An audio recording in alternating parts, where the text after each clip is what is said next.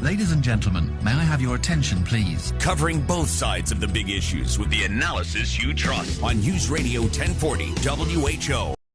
This holiday season, of course, is the season for tipping, but many of us, and yes, I include myself in us, are confused now about how to tip because the culture of tipping has changed.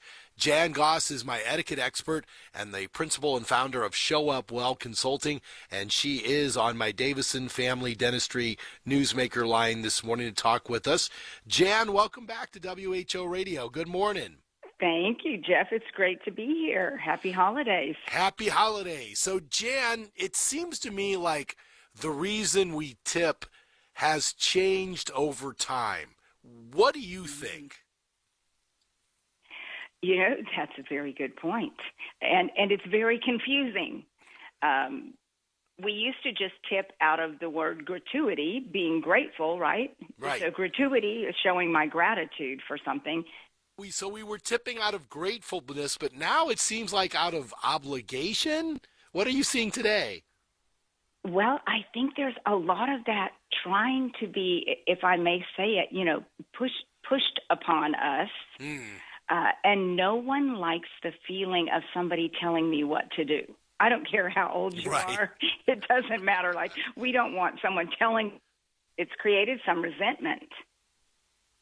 So, Jan, with it being the holiday season and there's been this change in culture, what are still your standard go-tos for who you should tip?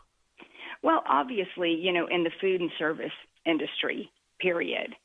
I think the line is when someone provides a service for you and you would like to tell them an extra thank you, certainly generosity is always the answer, if possible.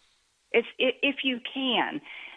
Sometimes we can't be generous with finances. We may be on a tight budget. Maybe it's, we're not able to.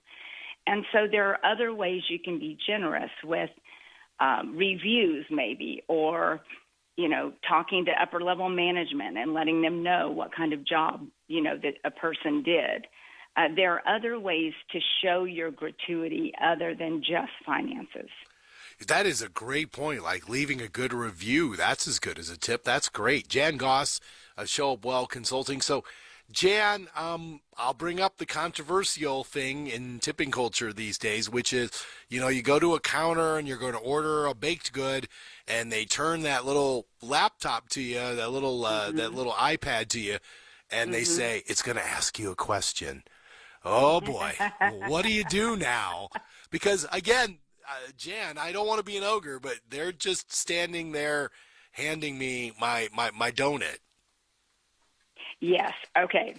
So here is where I feel really strongly about this, because what our firm does is personal development. So this is where you have to step into your own power, and you make a decision. Do you want to tip or not? And if you want to, do it. And if you don't, but own your decision. And remember that guilt is a choice. Guilt is optional. I like it, Jan. I really do, because the culture really has changed. But, when we talk about the holiday season, we did start talking about, tipping extra the person that cuts our hair or the person that cleans the house or what have you. Is that still going on? Should we still be generous in doing those things? If possible, absolutely. You can never go wrong with being generous. It's not only good for the other person, but it's good for the soul. It's good for you. When you do it with the right attitude and the right intention behind it, if you're giving out of, because you feel like you have to, then, I would just hang on to your money. Yeah. Just hang on to it, because it's not really doing good, certainly not doing good within yourself. But give with a generous heart. Absolutely. Be as generous as you can. And I don't care if it's $1. Just, stop the guilt. Don't be guilty about it. Just feel good that you were able to give something to someone else. Jan Goss of Show Up Well Consulting. She's my etiquette expert. Jan, great comments on a really timely topic. Thanks for talking to us today.